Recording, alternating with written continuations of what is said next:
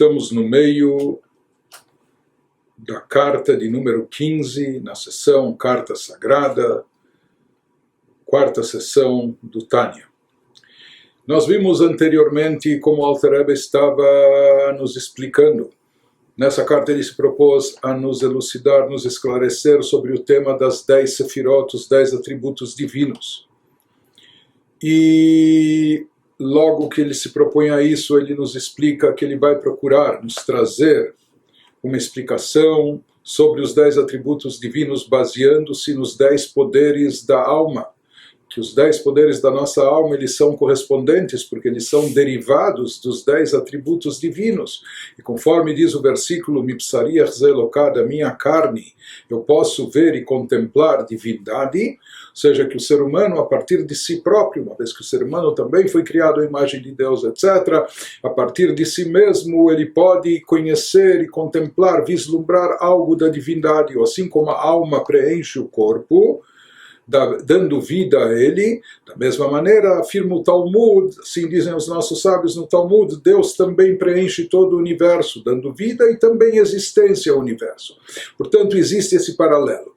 Então, baseado nisso, ele começa a sua explicação, mas depois nós vemos que o Alter Rebbe, ele interrompe, ele para nos fazer uma advertência, que a gente não pense, não imagine que o exemplo é muito semelhante ao exemplificado, ao tema que nós queremos entender, porque conforme é dito nas palavras do nosso sábio, assim ele também abriu essa carta, que as coisas são transmitidas para nós de forma enigmática, como uma charada para ser decifrada. E para isso são utilizadas metáforas e exemplos, mas isso somente com o intuito de aproximar da nossa mente humana, da nossa compreensão finita e limitada, esses conceitos divinos que são por demais elevados e transcendentais, e que nós não temos outra forma de apreendê-los a não ser através de exemplos, de metáforas, etc. E mesmo assim, fazendo essa ressalva que aquilo que nós vamos captar e entender não se assemelha em absoluto com o assunto divino que nós estamos projetando, mas é apenas para nos dar um pequeno vislumbre dentro daquilo que é possível, dentro da capacidade limitada do ser humano. Portanto, ele nos diz, e assim ele nos explicou anteriormente, que nós vamos elaborar o assunto em relação aos 10 poderes da alma, mas que ninguém se equivoque imaginando e projetando de forma idêntica ou de forma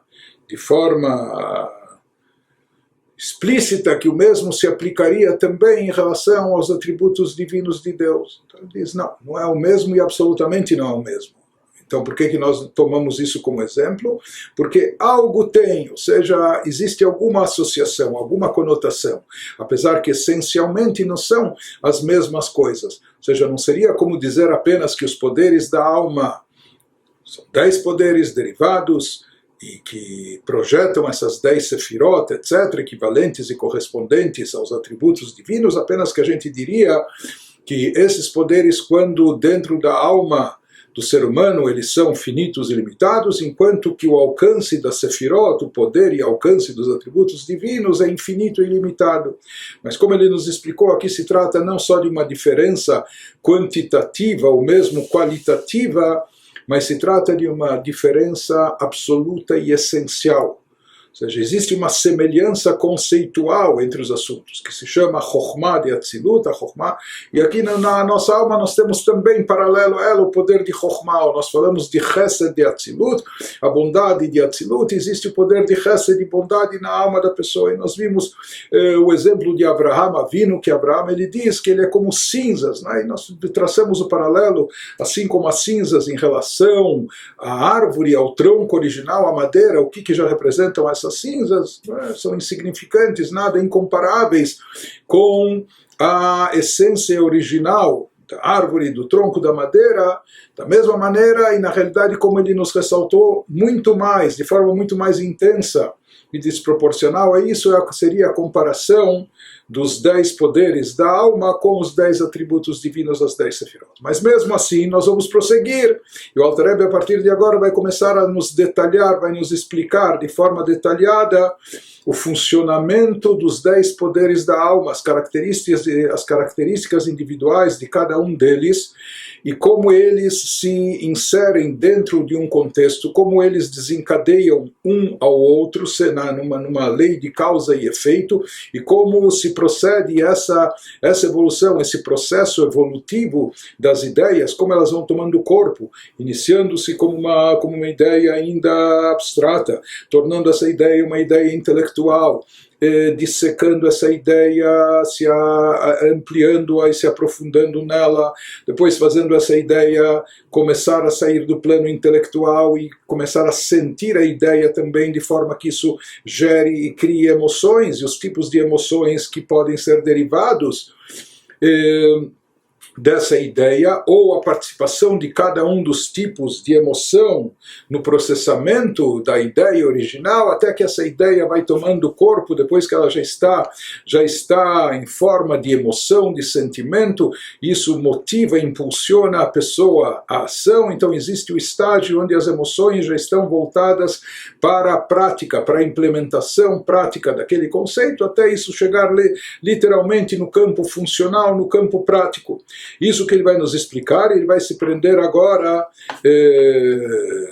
nessa metade da carta 15, praticamente até o final dela, em nos explicar o funcionamento dos poderes da alma, dessas forças dentro da alma.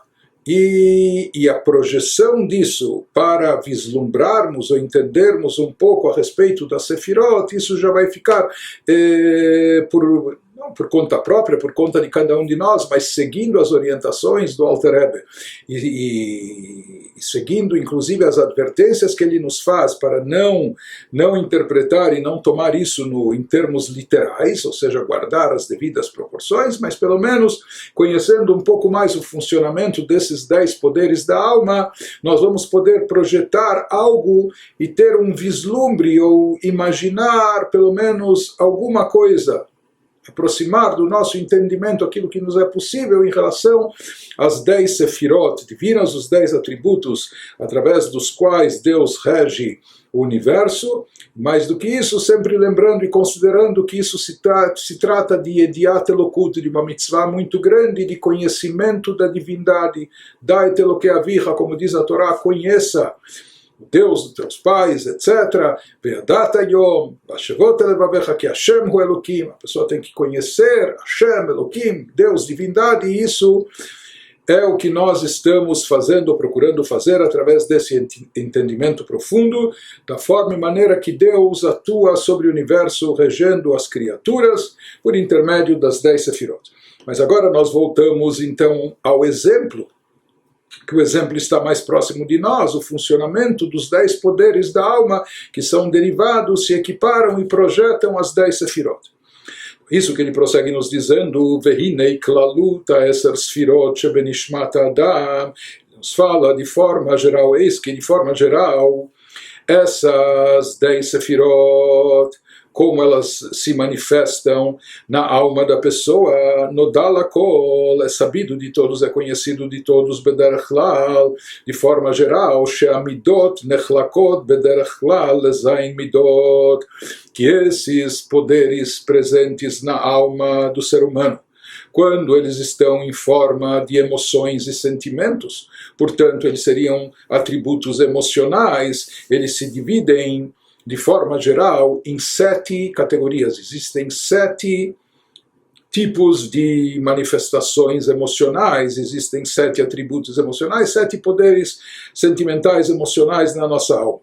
Chol pratei amidot sheba'adam ba'ot me'achad mizay midoteilu. Cada uma das manifestações particulares ou específicas de forma emocional no ser humano deriva de um desses 7 aspectos. Ou seja, cada tipo de emoção ou sentimento que a gente possa vir a sentir é derivado de um desses 7 poderes, de um desses 7 aspectos emocionais que nós possuímos. Aqui vocês já devem ter reparado que o Alter Rebbe, nós temos 10 poderes da alma e existem 7 poderes emocionais, que eles são antecedidos por 3 poderes intelectuais. Aqui o Alter Rebbe começa nos explicando primeiro os 7 poderes emocionais, e depois ele vai chegar àqueles que são mais elevados, inclusive que geram e concebem, criam essas emoções, que são os poderes intelectuais. Isso ele vai deixar mais para o final da carta, o final do capítulo. Mas de qualquer forma, por enquanto ele nos diz que todas as emoções que o ser humano sente, vivencia, são derivadas de um desses 7 poderes emocionais da sua alma. Shehein shoresh kol amidot uklalutam, porque eles se constituem na raiz, na fonte de todas as emoções de forma geral.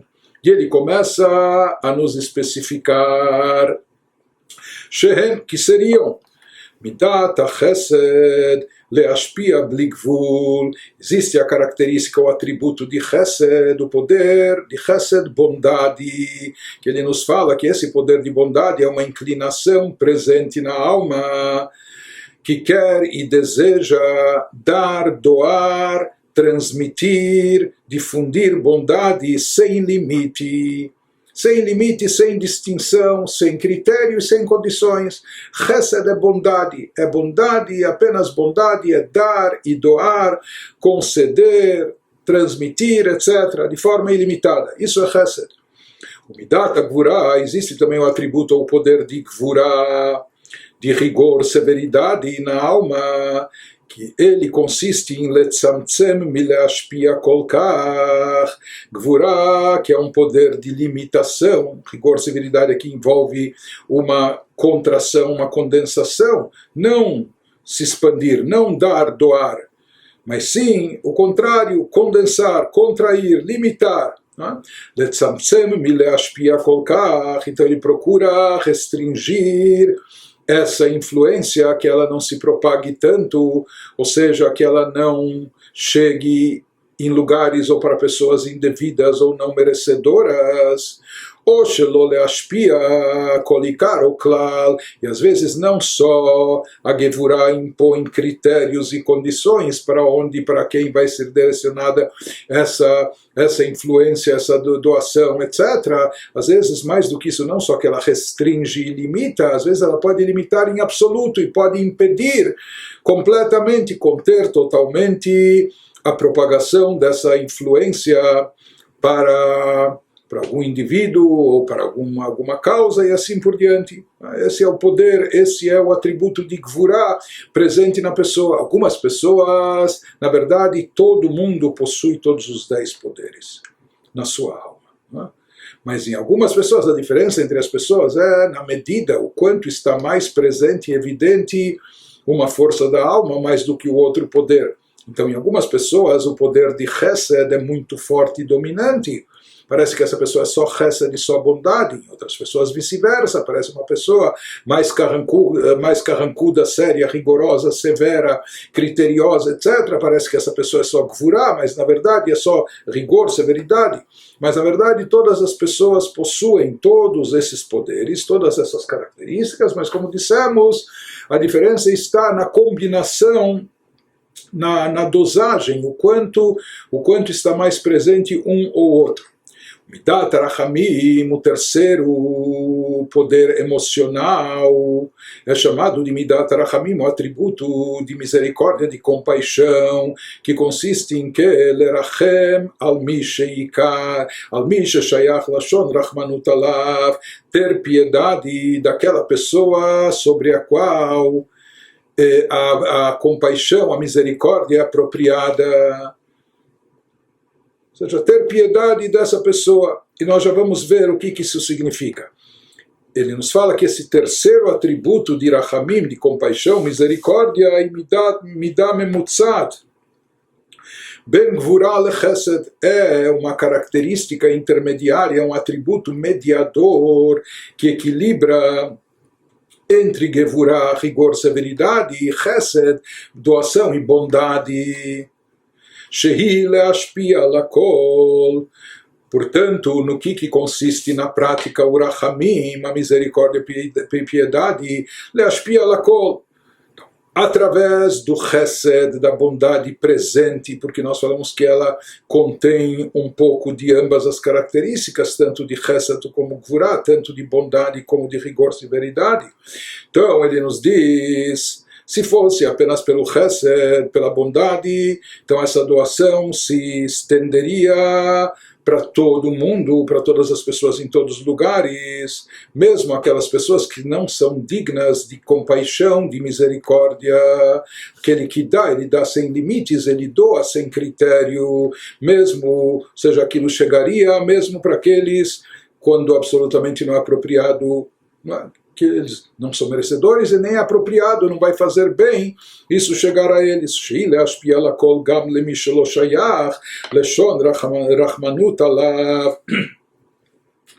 Isso porque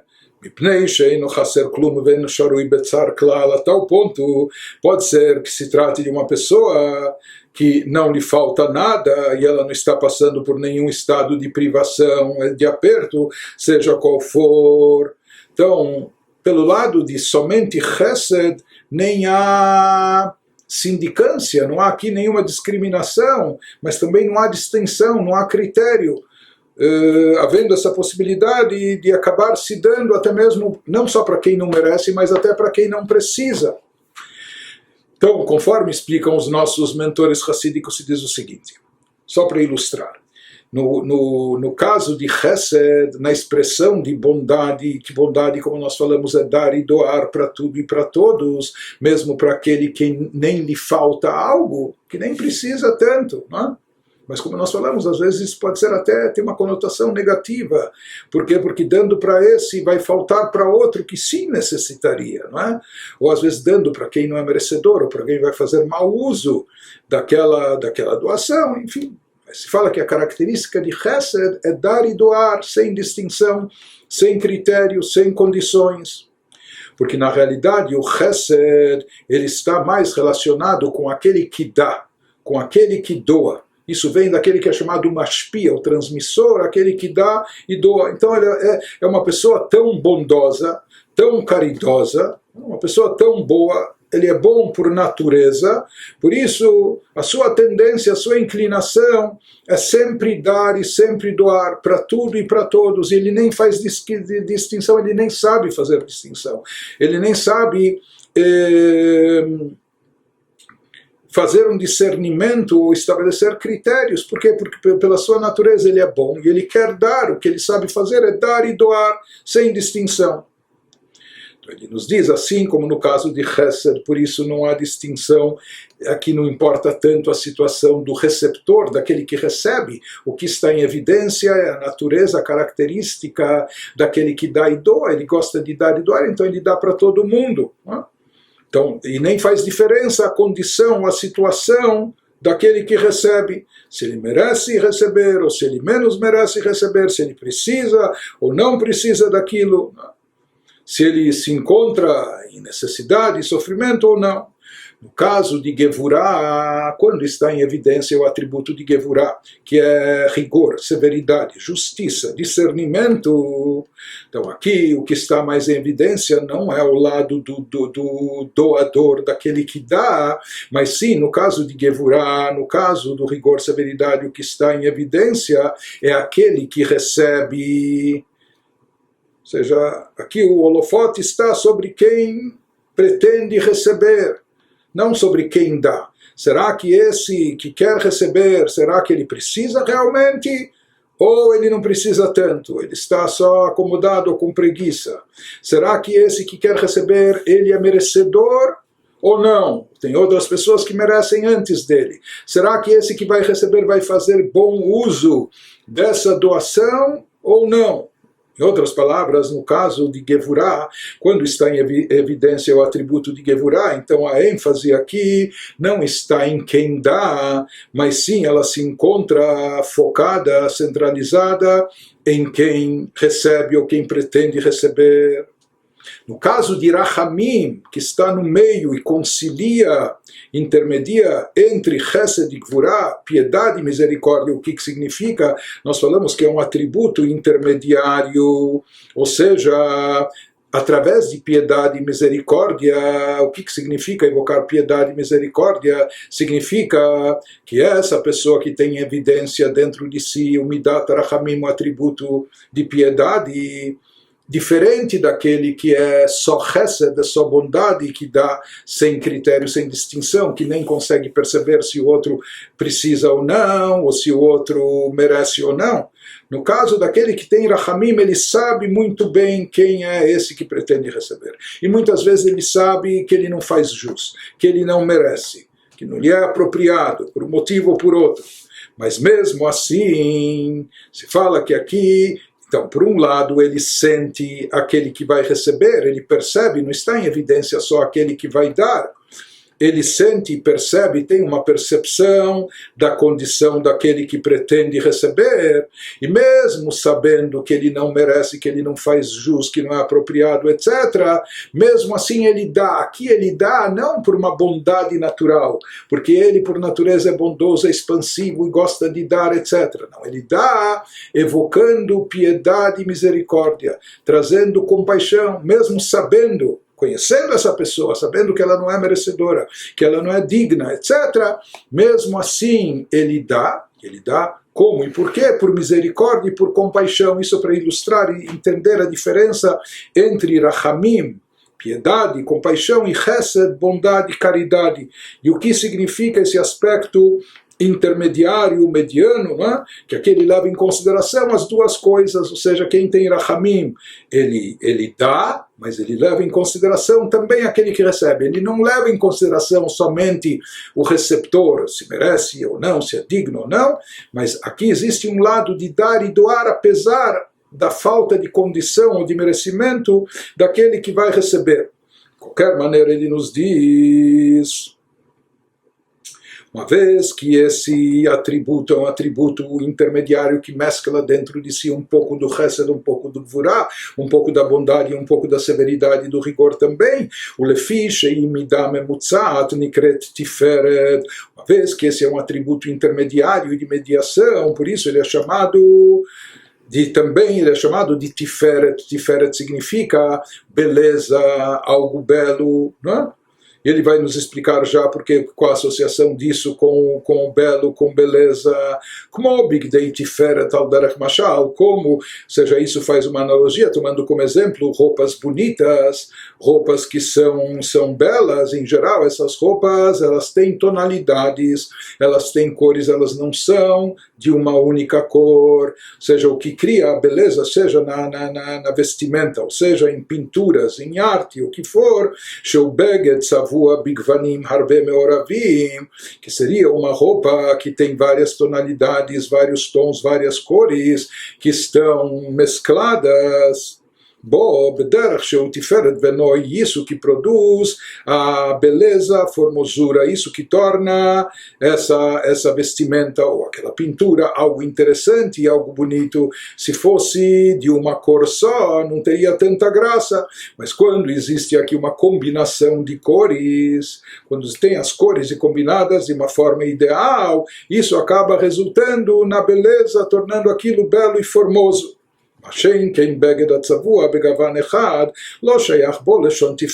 Diferente disso, uma vestimenta, uma roupa que é atingida de uma cor só, sobre ela não se aplica o termo tiferet, beleza, porque é uma coisa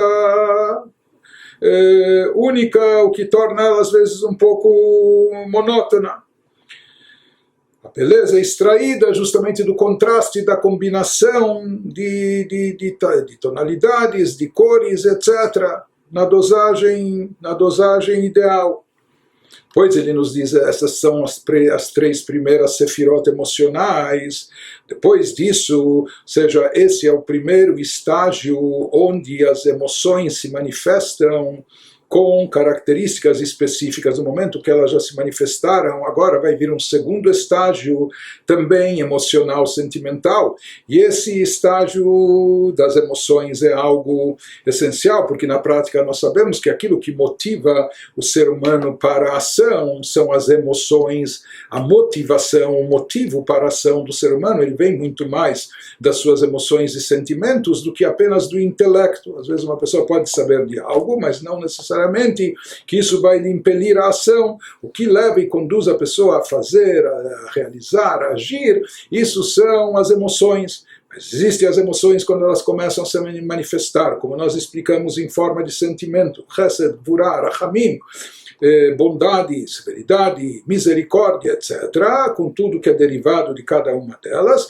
Depois, quando chega o momento já de levar essas emoções à prática, conduzi-las à implementação, existe então um segundo estágio, onde as emoções já são processadas de forma tal que elas acabem levando e conduzindo à ação prática. Isso que ele nos diz.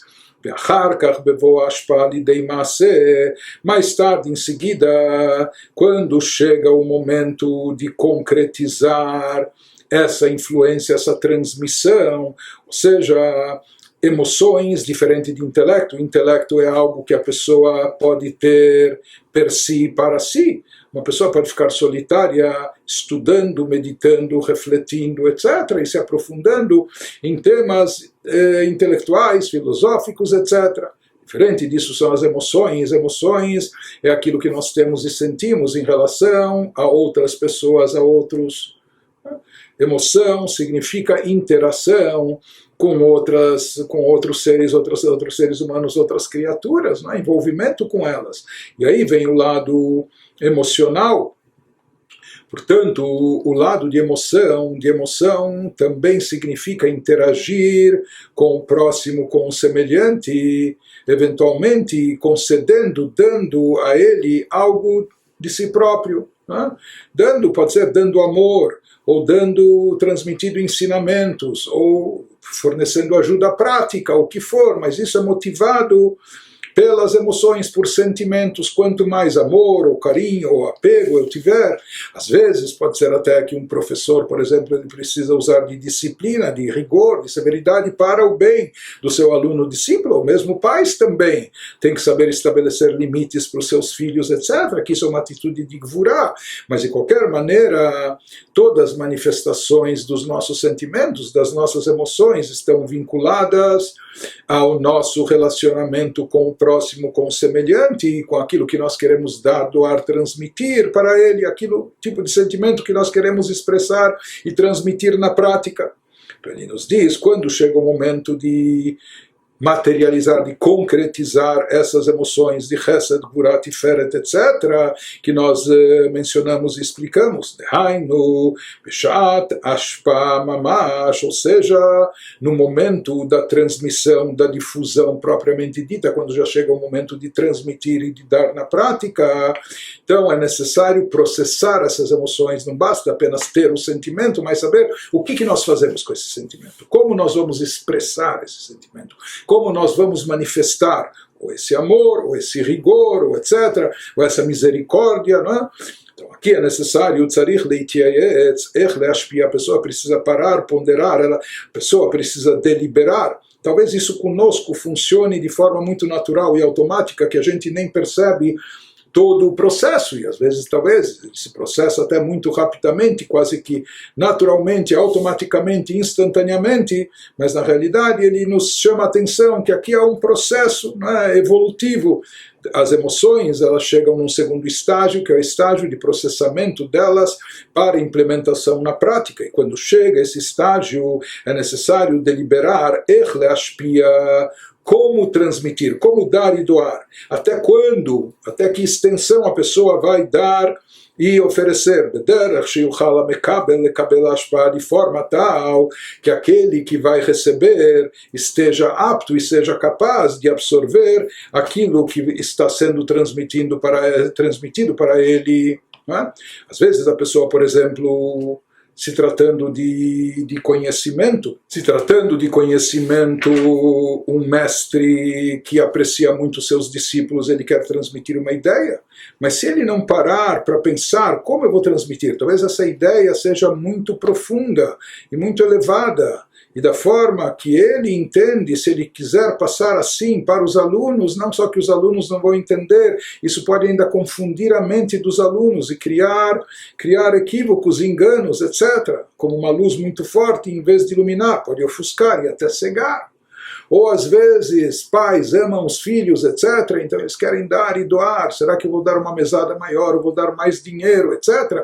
Isso pode parecer um gesto de bondade, mas se não for ponderado, como eu vou implementar? Eu amo meus filhos, quero dar para eles, quero proporcionar o que é bom e melhor, mas talvez com isso eu vou estar acomodando-os, talvez com isso eu vou estar até podando-os, castrando-os, talvez eu vou tirar deles a livre iniciativa, talvez eu vou tirar a motivação de buscar, de descobrir, de se esforçar e etc. Então, eu quero expressar o meu amor, o meu carinho, mas eu tenho que pensar como fazer isso da forma adequada, de maneira que isso seja recebido da forma ideal para aquele que nós queremos que receba, de forma que isso seja benéfico ao receptor. Então, ele nos traz aqui o exemplo de um pai que está procurando transmitir um ensinamento para o seu filho. Então, tomando como exemplo um pai que quer transmitir alguma sabedoria, algum conhecimento profundo para o seu filho, quer ensinar a ele, se o pai transmitir esse ensinamento, se ele falar para o filho na linguagem assim como ele entende, assim como esse conceito está assentado no seu intelecto, no intelecto do pai. Mas o pai, ele é mais maduro, ele tem mais idade, ele já aprendeu e estudou bastante, ele tem mais conhecimento, etc. Então ele não pode querer transmitir essa ideia assim como ela está assentada dentro dele de forma direta para o filho, porque se ele tentar fazer isso, lo yuchala ben leavin ulekabel, o filho não vai ser capaz, ele não vai conseguir entender a ideia, não vai conseguir captar e absorver essa ideia. Porque para o filho, no nível intelectual dele, na sua capacidade atual intelectual, isso transcende, está bem acima da sua capacidade. Portanto, o pai aqui ele tem que procurar dar uma roupagem mais adequada para transmitir essa ideia para o filho de forma mais acessível a ele, de forma que ele possa se identificar com essa ideia e etc. E possa, dessa maneira, absorvê-la. Então, isso que ele nos diz antes da influência em si, antes de dar e doar. Seja o que for que você está pretendendo dar ou passar adiante para o próximo, para o semelhante, para o teu filho, para o teu amigo, para o teu cônjuge, para quem for, né? Mas antes de dar, a pessoa tem que, para expressar o seu sentimento, a pessoa também tem que deliberar e processar o sentimento para saber de que maneira vai expressá-lo e manifestá-lo. Então, seguindo no exemplo que ele nos fala do pai que quer transmitir um conceito intelectual para o seu filho, ele precisa primeiro reorganizar esse conceito, não transmitir como ele, o pai, conhece e sabe, porque para o filho isso está de forma inacessível, não vai adiantar, se ele passar assim ele não vai entender. Ele precisa então reorganizar o tema numa ordem, num contexto diferente para ele, para o filho, que seja mais adequado e correspondente às capacidades atuais do filho. Davar, davur, alofanav, seguindo o versículo em Mishlei do rei Salomão, que ele nos diz, cada palavra sendo dita de forma conveniente. Ou seja, o pai aqui tem que, mesmo que ele tenha muita vontade de transmitir tudo, de passar todo o seu conhecimento para o filho, mas se ele quiser passar tudo numa tacada só, o filho não vai captar absolutamente nada e só vai piorar as coisas. Então, ele tem que dizer cada palavra de forma conveniente. E isso significa, às vezes, conter a sua vontade de dar, de transmitir, né? E restringir isso para o bem do filho e para viabilizar isso na prática, fazer isso de forma gradual, senão não vai funcionar. meat meat, fazendo isso pouco a pouco, lentamente, de forma gradual, de forma que o filho possa captar, absorver, possa digerir o assunto. Então essa deliberação interna que nós passamos no como processar as emoções, isso também tem um cunho emocional. Isso às vezes envolve até um certo conflito interno. Eu quero dar e doar, eu quero dar muito de uma vez, etc. Mas não, eu preciso me restringir, eu preciso me conter, me segurar para dar apenas aquilo que é benéfico naquele momento, ou aquilo que ele está apto a receber naquele instante, para não prejudicar. Ele nos diz que essa deliberação interna, Nikret, na linguagem mística é chamada de Netzach Vehod. Isso está associado às duas sefirot, os dois poderes da alma, conhecidos como Netzach e Hod. Se a gente traduzisse, desculpe, ao pé da letra, não vai fazer muito sentido. Nós vamos ver depois associações com a tradução. Netzach significa vitória, sair vitorioso, ganhar. E Hod significa também um esplendor, apesar que Hod pode ser também de Lehodot, que é um reconhecimento, identificação, mas aqui, sem se prender nesse momento à tradução literal dos termos, mas vamos tentar entender a definição conceitual deles e a sua função, o seu papel.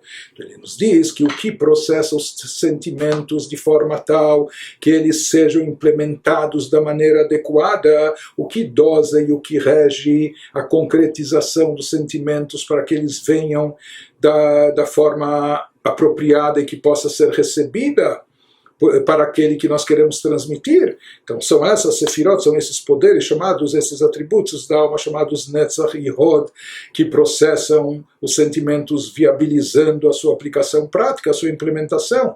Por isso eles são chamados também Shem Klayot Yoatzot. Existe um conceito que é trazido no Talmud, que até os rins, os dois rins, eles teriam uma função de eitzá, de conselho, não é? O que torna a pessoa sábia. Ou seja, mesmo que anatomicamente, ou mesmo que neurologicamente, ou o que for, hoje a gente não encontre tanta associação entre rins com eitzá, com conselho, e ideia e ponderação, mas aqui ele nos fala que existe esse conceito, por isso ele traz aqui de Klayot e Otzot. Alguns diriam, sabe, quando você tem uma certa intuição, e às vezes, como você sente um friozinho na barriga, ou uma dorzinha aqui psicossomática, ou como algo lhe alertando, puxa, será que isso é bom, será que isso é mal, e etc. Né? Mas enfim, os nossos sábios fazem alusão a isso no Talmud, que haveria essa função, e aqui ele fala, ele associa isso, assim como há dois rins, então esses dois rins eles aconselham, entre aspas, da mesma maneira. Essas forças, esses poderes da alma de Netzach e Hod são chamados daqueles que processam a ideia como aconselhando de que maneira transmitir aquilo que quer ser transmitido para o próximo, aquilo que a nossa emoção nos impele a fazer. Também numa outra conotação que está associado a algo que o Zohar nos traz, o Zohar associa isso trazendo exemplos físicos corpóreos que são próximos da nossa compreensão. Então o Zohar também associa isso com dois testículos que eles processam, preparam o sêmen, o esperma, etc. Então ele nos diz como, tomando isso como exemplo, ou seja, que existe o sêmen, que é uma fonte de energia vital, que disso pode-se conceber uma nova vida. Então ele fala, isso de certa forma é processado, através, ele diz, isso passa fisicamente, tem a ver com os dois testículos, etc. Por isso ele diz também que esse fluxo daquilo que quer ser transmitido pela pessoa, que também isso é uma forma de transmitir energia vital, de conceber algo, conceber uma nova ideia, um novo conceito, um novo sentimento e etc., aquilo que quer ser passado. Então existem esses dois elementos que aqui se compara com aspectos físicos e corpóreos, mas isso só para nos ilustrar o papel de Netzach e Hod, que eles vêm processar uma força vital que se encontra na sua forma original, às vezes condensando ou adaptando isso de forma tal que ela possa ser recebida por aquele para quem nós queremos transmitir, dentro da sua capacidade, dentro do seu nível. Então, ainda nesse exemplo do sêmen, ele nos diz que isso é como uma gota que emana do cérebro. Ou seja, ele nos fala que a origem inicial, de onde começa a gota seminal, isso tem a ver ainda com o próprio cérebro, mas depois ela vai se materializando até tomar corpo, até vir no formato de uma gota, e dessa gota vai se criar algo novo, até uma nova vida. Da mesma maneira ele nos diz, assim também no processo de influência, de transmissão, de doação de algo para o próximo, ou tomando o exemplo que ele está seguindo aqui conosco, o exemplo do pai que quer transmitir um conceito intelectual para o filho, Dehainu dvar chokhmah vesechel animshach misechel av. Então assim diz, imagine, a gota seminal, que é uma gota, já física palpável, mas a sua origem inicial é no cérebro. E ela tem um poder de vida, de vitalidade imensa, a ponto de criar um novo ser humano, uma nova criatura. Mas veja o processo que ela atravessou de algo que vem do cérebro, o órgão mais vital, isso chegou depois a se concentrar numa gota física corpórea. Então, assim ele nos diz também, existe o mesmo tipo de processamento, essa mesma evolução que passa qualquer transmissão, qualquer fluxo de transmissão, do doador para o receptor. Então, assim também, que ele está nos dizendo, o conceito intelectual, conforme ele se encontra na mente do pai, é algo como que está no cérebro, mas para transmitir e fazer chegar ao filho, assim como aquilo que saiu do cérebro se converteu numa gota de sêmen, aqui também a ideia vai ter que ser processada, vai ter que ser adaptada, vai ter que ser condensada até poder tomar corpo de forma apropriada para gerar essa nova criatura. Da mesma maneira, de Hainudvar Chokhmah Vesechel. Portanto, algum conceito intelectual, algum conceito da sabedoria do pai, Animshach Misechelav, que é derivado do intelecto do pai.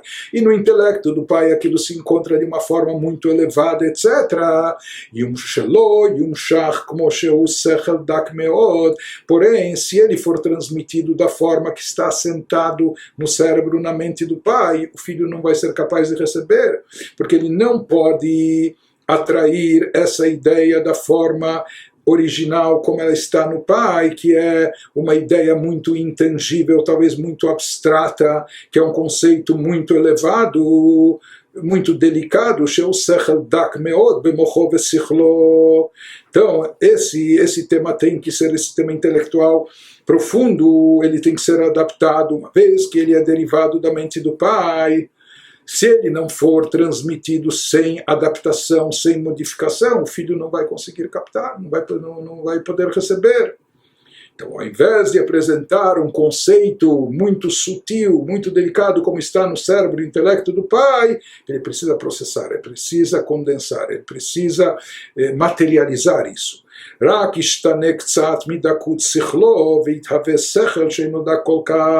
Então ele tem que aqui processar, mudar um pouco da delicadeza, da sutileza daquela ideia intelectual profunda, elevada, como está na mente do pai, tornando esse conceito mais palpável, menos sutil, menos delicado, menos abstrato e mais palpável, de forma que o garoto, a criança ou o filho, nas suas condições, dentro da sua capacidade, possa captar alguma coisa disso, possa entender isso. Que deixe o halaben lekabel bemocho vavanato, de maneira tal que o filho também possa absorver na sua mente esse entendimento. Ele nos fala que isso é efetivamente análogo, isso pode ser comparado com o exemplo que nós trouxemos da gota seminal que desce do cérebro. Então, conforme ela se encontra no cérebro, ela se encontra de uma forma totalmente distinta e totalmente abstrata, elevada, etc. e para descer até se converter numa gota seminal, ela passa por um longo processo. Ou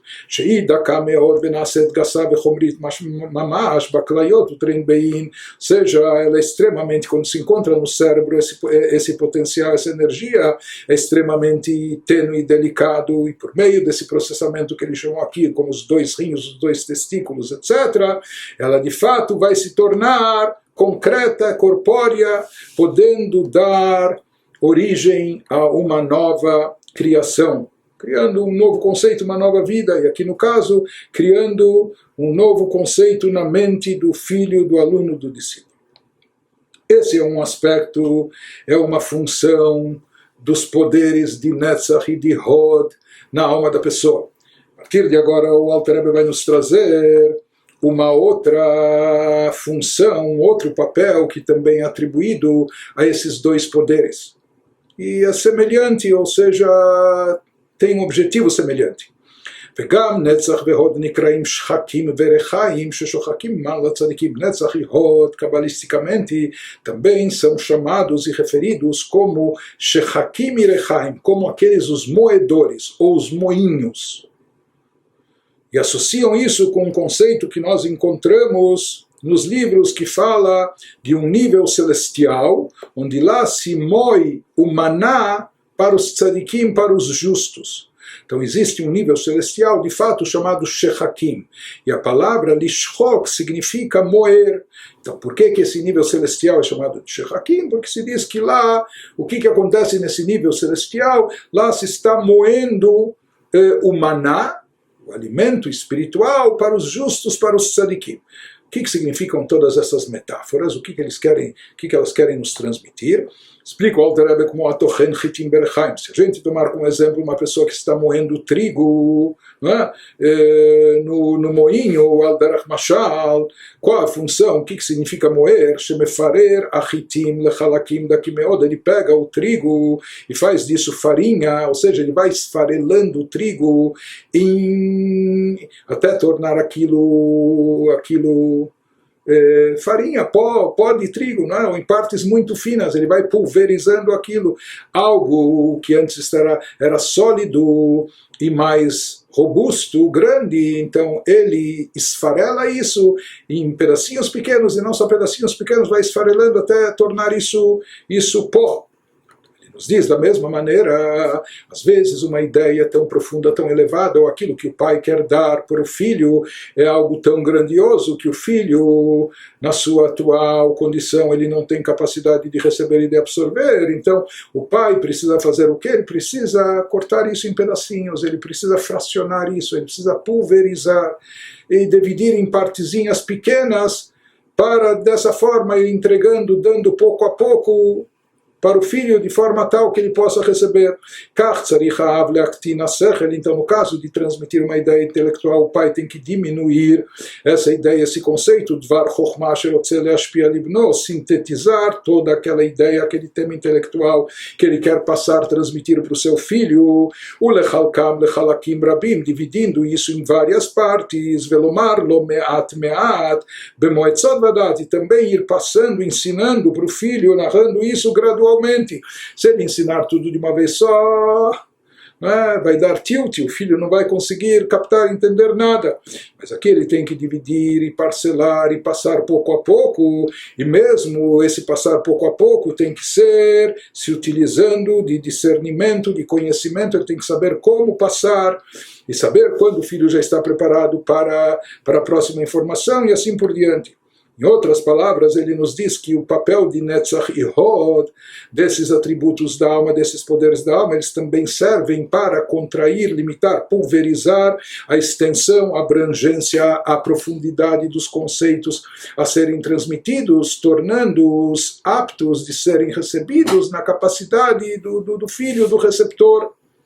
Então, é algo também semelhante, não é? Ou seja, que se interessa com o receptor, possibilitando a sua forma de conter e de obter aquilo na sua condição. Vegam bichlal, ele prossegue e nos diz também, de forma geral, bechinat netzach, a palavra netzach, que como falamos, a sua tradução literal é vitória, Isso significa também, nesse contexto dos poderes da alma, lenatzeach velamod neged kol monei hashpa'ah ve'alimud mibno mibait u'mbachutz. Às vezes a pessoa tem que ativar o netzach, ou seja, um desejo de vitória. O próprio pai ou mestre que quer transmitir a ideia, ele precisa ter uma determinação que inclui fazer prevalecer, e às vezes, para isso ele precisa lutar contra qualquer impedimento que se interpõe no caminho dessa transmissão, sejam obstáculos de ordem interna ou externa, que impeçam seu filho de receber essa transmissão da influência benéfica que o pai quer transmitir, ou do ensinamento que ele quer passar para ele. O que significa esses obstáculos, impedimentos com os quais às vezes o pai ou o mestre tem que guerrear até sair vitorioso e prevalecer? Mibait, às vezes serão obstáculos internos. Hainu leitchazek neged midat hagvura ve'atzimtzum sheba'av atzmo.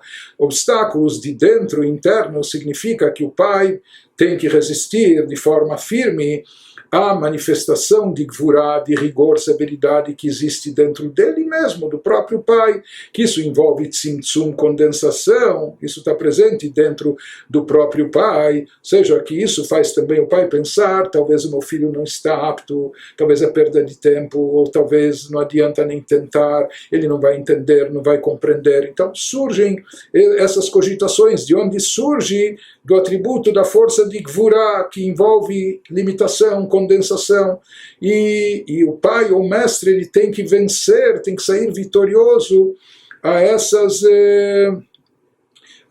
mensagens que ele recebe do seu próprio poder de gvurá, porque esse atributo de gvurá desperta objeções na vontade do pai para com o seu filho, desperta rigor e severidade, dizendo, talvez ele não está pronto de receber isso, ou talvez ele ainda não está apto, ou ele nem merece esses ensinamentos e assim por diante. Então, tem que haver aqui uma determinação de superar, de prevalecer e vencer todas essas cogitações. Lomar she'eino raui lekach adain, aquilo que argumenta no interior da pessoa que ele, o filho, ainda não está apto para atingir esse conhecimento tão profundo, etc. Ou impedimentos que vêm de fora também querendo restringir essa transmissão, essa influência para o filho. Aqui no manuscrito consta hasser, que está faltando. Ou seja, um adendo nos próprios manuscritos a partir dos quais se publicou essa carta sagrada no Tânia, aqui pelo visto faltavam algumas linhas. E o que está faltando aqui? Ou está faltando a explicação do que significam os obstáculos externos que o pai tem que ativar o seu netzach, o seu espírito de vitória para prevalecer sobre eles, ou mais do que isso, provavelmente aqui está faltando a explicação específica de Hod, porque aqui ele está nos explicando sobre netzach e Hod. Então ele nos traz a tradução de netzach, que é vitória, sair vitorioso contra todos os obstáculos e todas as forças que querem impedir que a transmissão seja levada a cabo até o fim.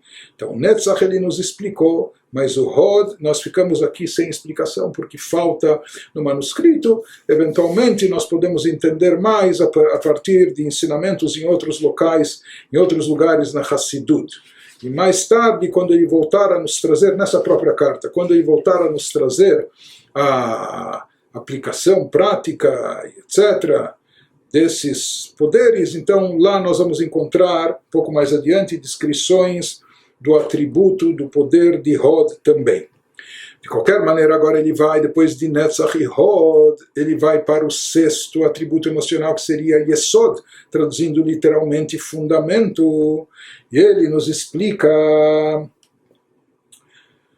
sobre o fundamento al derech mashal, bechinat Yesod hi al derech mashal eitkashrut shemekasher ha'av sichlo besechel beno.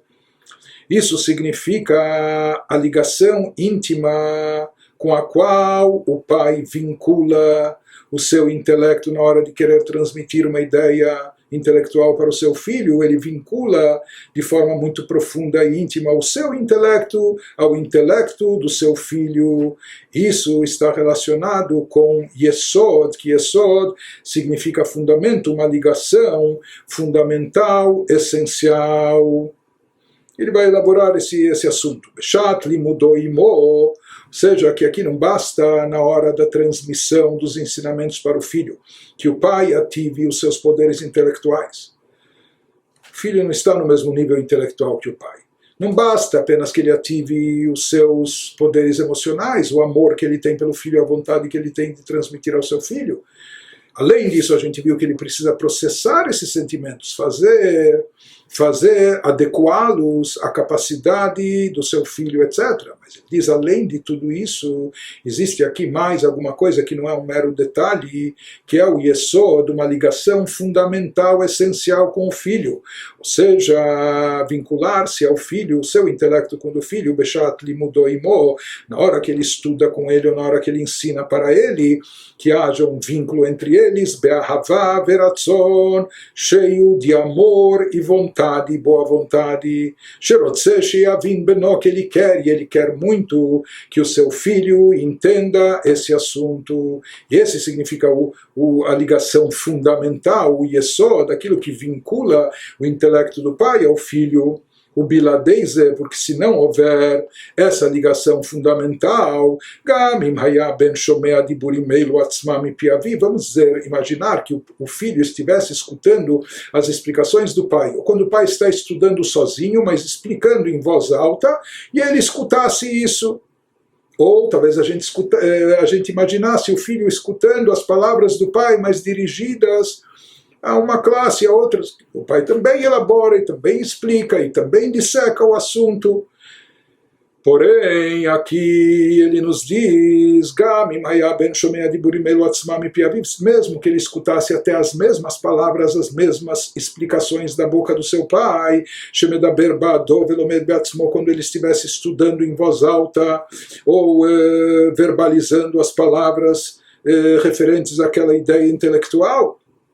Então, se não há, porém, aqui o vínculo pai e filho, esse vínculo fundamental, essencial, mesmo que ele ouvisse as mesmas explicações saindo da mesma boca do seu pai,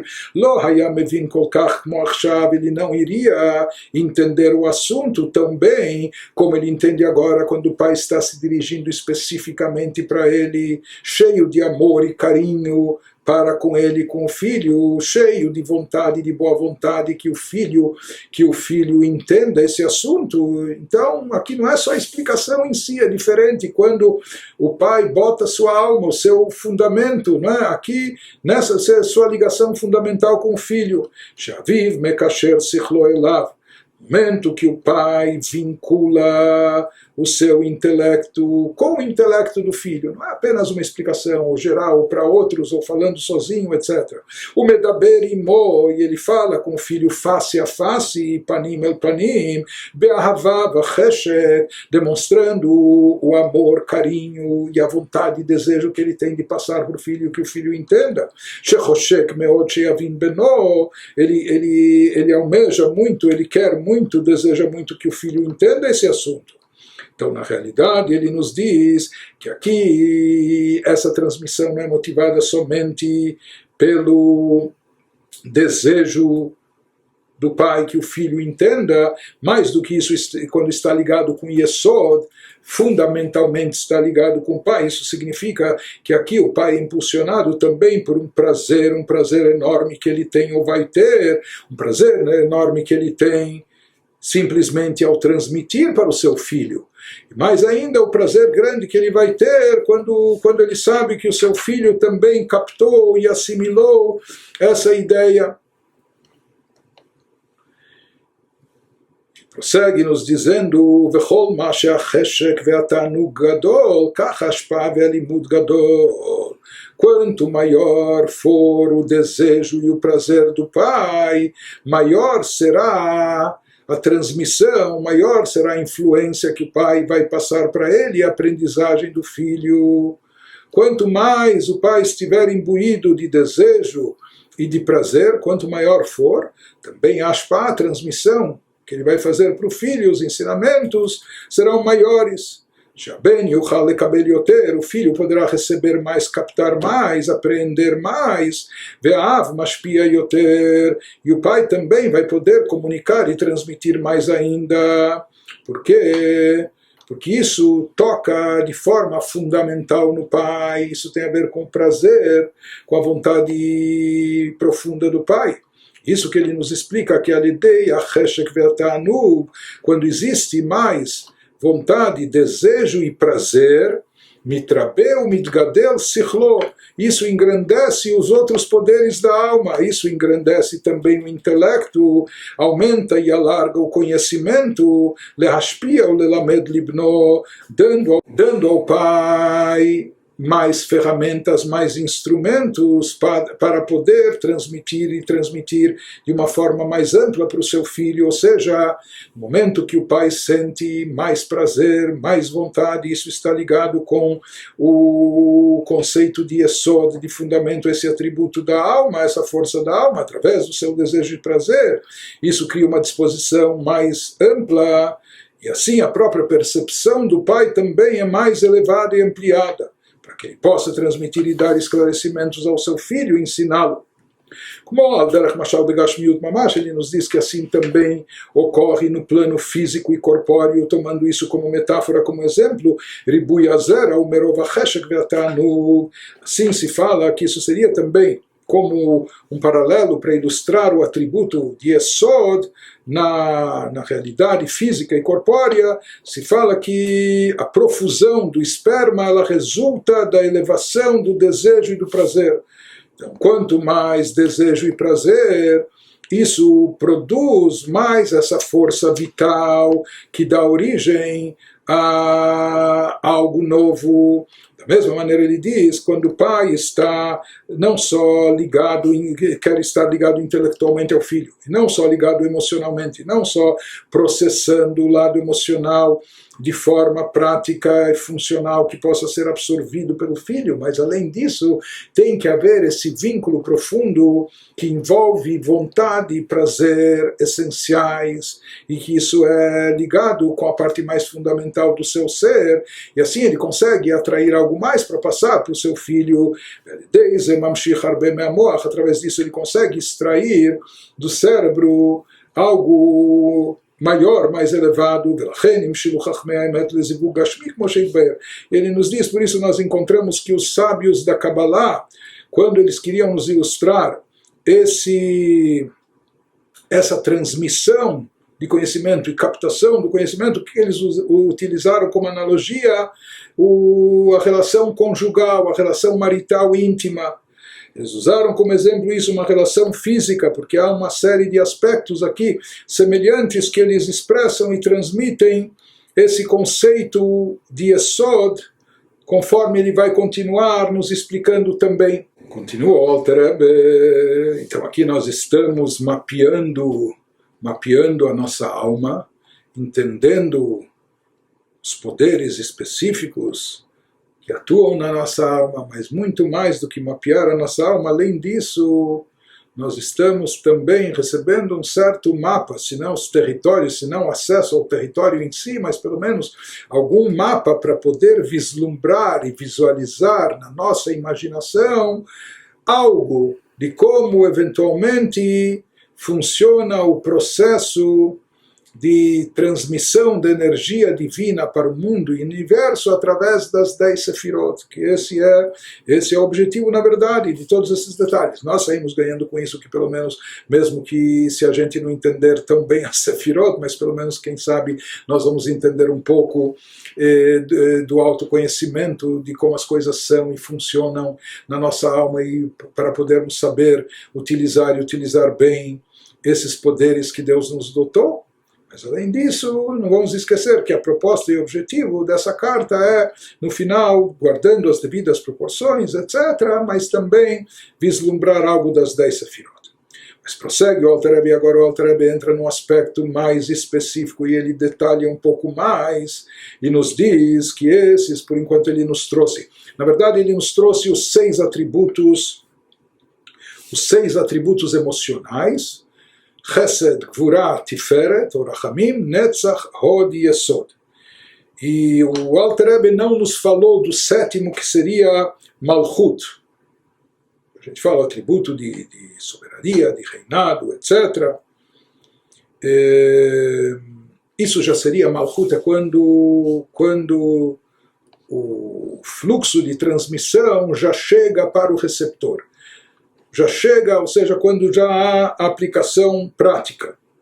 Até agora, antes de Malchut, que é o que ele nos explicou, como ele estava se utilizando do exemplo do pai que quer transmitir algo para o filho, etc., de uma ideia intelectual. Então, esse processo de transmissão, ele ocorre, ele passa, em termos emocionais, pelos 6 poderes mencionados acima. Então, isso ainda está ligado ao transmissor, aquele que está dando, doando, transmitindo, né? Malchut é o nível quando já está associado ao receptor, quando aquilo já vai chegar para aquele que recebe. Esse é o motivo de não estar mencionado explicitamente aqui o Malchut.